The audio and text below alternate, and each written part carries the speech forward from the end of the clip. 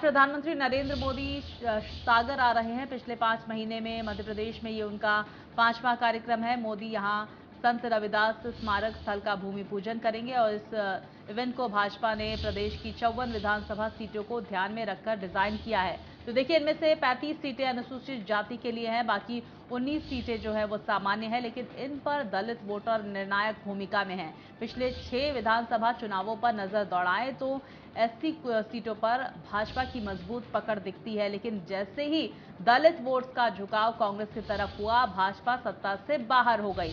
तो मध्य प्रदेश में करीब 16% दलित वोटर्स हैं और पिछली बार इन रिजर्व एससी सीटों में कांग्रेस बीजेपी में कांटे की टक्कर देखने को मिली थी।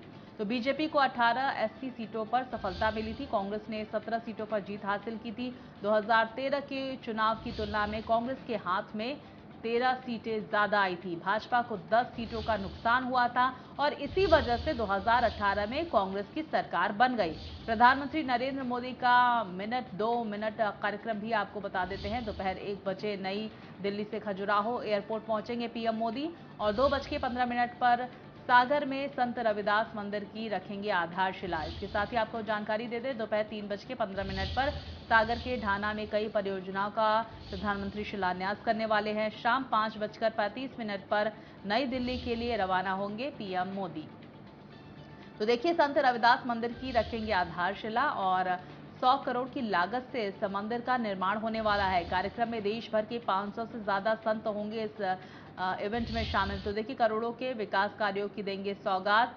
बीपीसीएल के विस्तारीकरण योजना का भी यहां पर प्रधानमंत्री शिलान्यास करने वाले हैं।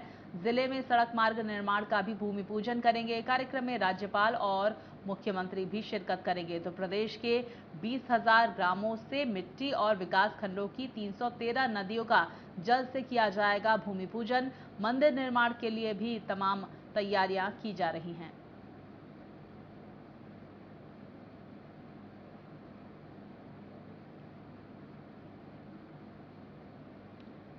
और ज्यादा जानकारी के लिए मेरे सहयोगी चेतन हमारे साथ जुड़ गए हैं। चेतन, इस वक्त किस तरह की तस्वीरें आप तक पहुंच रही, क्योंकि देखिए लगभग 2 बजे का समय होगा जब वहां पर पहुंचेंगे प्रधानमंत्री नरेंद्र मोदी। किस तरह की तैयारियां?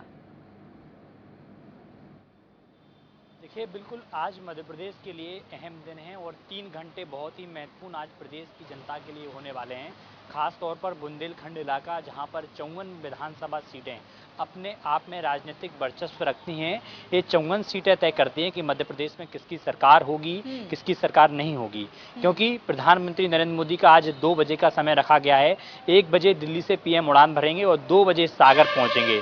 इसके साथ ही 100 करोड़ से 11 एकड़ में बन रहे संत रविदास का मंदिर का निर्माण होना है। इसके लिए 20,000 गांवों से 313 नदियों से 20,000 गांवों की मिट्टी और 313 नदियों से पानी लाया जा रहा है। उस नदी की मिट्टी और पानी से इस मंदिर का भव्य निर्माण होगा। प्रधानमंत्री आज आधारशिला रखेंगे। इसके साथ ही बीना रिफाइनरी का भी एक रेल परियोजना का शुभारंभ करेंगे। दोहरीकरण रेल होगी तो प्रदेश की जनता को, खास तौर पर जनता को एक बड़ी सौगात आज प्रधानमंत्री मोदी देने के लिए जा रहे हैं। साथ ही सड़क परियोजना एक महत्वपूर्ण विषय है, क्योंकि मध्य प्रदेश में जिस तरह से मुख्यमंत्री शिवराज सिंह चौहान ने कहा था कि मध्य प्रदेश की सड़कें अमेरिका की तरह होनी चाहिए और अमेरिका की तरीके मध्य प्रदेश की सड़कें दिखती हैं। एक बड़ी सौगात सड़कों की आज प्रधानमंत्री मोदी देने जा रहे हैं, क्योंकि 2013 के विधानसभा चुनाव में ये 54 सीटें बहुत ही महत्वपूर्ण थी। जो बीजेपी के पाले में 28 सीटें आई थी। तो ये सीटें तय करती हैं कि सरकार किसकी होनी है,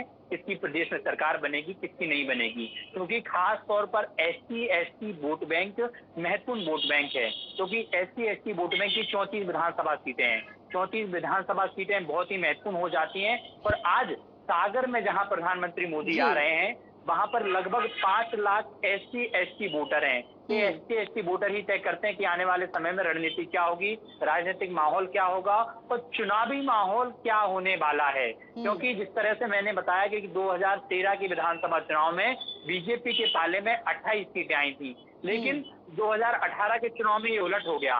2018 के चुनाव में बीजेपी के महज 18 सीटें रह गई और कांग्रेस के पाले में 17 सीटें आ गई, तो कांग्रेस की रुख तय हो गई और मध्य प्रदेश में कांग्रेस की सरकार बनी।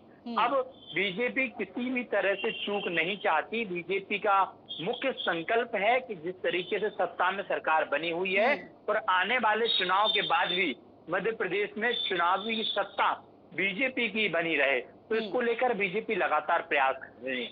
प्रधानमंत्री के कार्यक्रम में आज 3 बजे एक विशाल जनसभा को संबोधित करेंगे, जिसमें 2 लाख लोगों के जुटने का अनुमान बताया जा रहा है। मध्य प्रदेश की पूरी सरकार, राज्यपाल मंगू भाई पटेल, मुख्यमंत्री शिवराज सिंह चौहान और प्रदेश बीजेपी के अध्यक्ष वीडी शर्मा सहित पूरा शिवराज मंत्रिमंडल आज इस कार्यक्रम में रहने वाला है। साथ ही पूरी बीजेपी इस कार्यक्रम में रहने वाली है। तो बिल्कुल चेतन, देखिए बेहद महत्वपूर्ण बात कही आपने, और देखिए इस बात का जिक्र भी हम एक बार फिर से करेंगे कि देखिए 5 महीने के अंदर प्रधानमंत्री का 5वां मध्य प्रदेश दौरा है। चुनावी लिहाज से मध्य प्रदेश कितना इंपॉर्टेंस रखता है, इससे साफ तौर पर नजर आ रहा है। और दूसरी तरफ हम कार्यक्रम की भी बात करेंगे। देखिए 500 संत देश प्रदेश से शामिल होने वाले हैं, इसको लेकर क्या जानकारी आपके पास?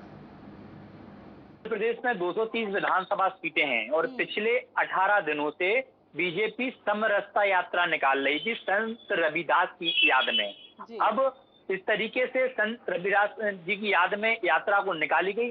प्रदेश के 313 विकास खंडों को इस यात्रा से जोड़ा गया है। साथ ही 20,000 गांवों से मिट्टी, 313 नदियों से पानी इस यात्रा में लाया गया है।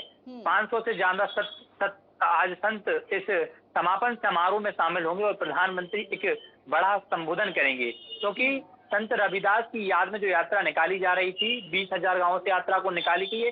तमाम इस राजनीतिक हस्तियां इस यात्रा में शामिल रही हैं और खास तौर पर मोदी मंत्रिमंडल के 3 दिग्गज नेता, केंद्रीय मंत्री नरेंद्र सिंह तोमर, केंद्रीय मंत्री भूपेंद्र यादव और केंद्रीय मंत्री अश्विनी वैष्णव को खास तौर पर मध्य प्रदेश की जिम्मेदारी दी गई है। नरेंद्र सिंह तोमर को चुनाव समिति का संयोजक बनाया गया है, भूपेंद्र यादव को मध्य प्रदेश का चुनाव प्रभारी बनाया गया है, अश्विनी वैष्णव को सह प्रभारी बनाया गया है। और अमित शाह भी लगातार मध्य प्रदेश का दौरा कर रहे हैं, क्योंकि आने वाले 5 राज्यों में विधानसभा के चुनाव होने हैं। मध्य प्रदेश, छत्तीसगढ़, राजस्थान, तेलंगाना, मिजोरम। तो मध्य प्रदेश और राजस्थान और छत्तीसगढ़ से ही आने वाले समूह में चुनाव की रूपरेखा तय होगी कि हवा कहां जा रही। अभी हालांकि जिस तरीके से मध्य प्रदेश के चुनावी सर्वे हुए हैं, उनमें बीजेपी की स्थिति कुछ ठीक नहीं है और यही सर्वे बीजेपी को अब जमीनी स्तर पर दौड़ा रहे हैं। मुख्यमंत्री शिवराज सिंह चौहान भी प्रदेश की जनता को अलग अलग तरीके के लगातार सौगातें दे रहे हैं, वोट बैंक साधने का प्रयास कर रहे हैं। जो बीजेपी के पुराने और दिग्गज नेता हैं, जो लंबे समय से पार्टी से नाराज चल रहे हैं, रूठे हुए हैं, उनको किस तरीके से मनाया जा सके, इसको लेकर भी लगातार मंथन किया जा रहा है। और आज प्रधानमंत्री के संबोधन के बाद मध्य प्रदेश की चुनावी हवा तय हो जाएगी कि आने वाले समय में चुनाव की रूपरेखा क्या होती है और आने वाले समय में SC/ST वोटर की हवा क्या होगी, ये आज संबोधन के बाद तय होगी। बिल्कुल, देखिए चेतन, बहुत ही महत्वपूर्ण चुनावी अपडेट आपने हम तक पहुंचाई। अब जरा मंदिर के बारे में भी बात कर लेते हैं, क्योंकि हम तस्वीरें देख सकते हैं कि काफी भव्य मंदिर बनाया जा रहा है। एरिया काफी बड़ा है, 100 करोड़ की लागत से इस मंदिर का निर्माण होने वाला है। किस एरिया में ये मंदिर बनने वाला है, क्या खासियत रहने वाली है इस मंदिर की? खासियत सबसे पहले मैं बताऊं, बुंदेलखंड इलाका ही इसकी बहुत बड़ी खासियत है और बुंदेलखंड के बाद सागर जिला चुना गया है। सागर एक सेंटर पॉइंट है बुंदेलखंड इलाके का।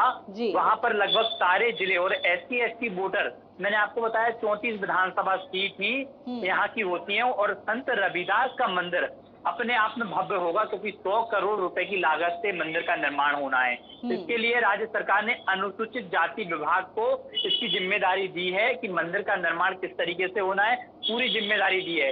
मंदिर बहुत ही भव्य होगा, 11 एकड़ में ये मंदिर बनाया गया है। तस्वीरें इस मंदिर की बहुत ही महत्वपूर्ण आई है, 3D तस्वीरें आई हैं, क्योंकि इसमें लाइब्रेरी होगी, एक बड़ा ग्राउंड होगा और चारों तरफ से परिक्रमा के लिए भी एक बेहतरीन व्यवस्था की गई है। जिस तरीके से दिल्ली और गुजरात में जिस तरीके से मंदिरों का निर्माण किया है बीजेपी शासन काल में जो मंदिरों का निर्माण हुआ है, तो अपने आप में एक आकर्षण का केंद्र है, क्योंकि फूड जोन बनाया गया है, लाइब्रेरी बनाई गई है, साथ ही ऐसी व्यवस्थाएं बनाई गई हैं कि बाहर से यात्री इस मंदिर का दर्शन करने के लिए आते हैं तो उनके लिए बेहतरीन रुकने की व्यवस्था होगी, गार्डन में घूमने की व्यवस्था होगी, फूड कोर्ट बनाए गए हैं कि उनके लिए भोजन की बेहतरीन व्यवस्था होगी, बिल्कुल चेतन, लाइब्रेरी देखिए बनाई गई कि उनके लिए व्यवस्थाएं पढ़ने काफी की ज्यादा बेहतरीन वहां व्यवस्थाएं पर होगी। देखने को मिलेंगी, लेकिन इस मंदिर से क्या बुंदेलखंड की जनता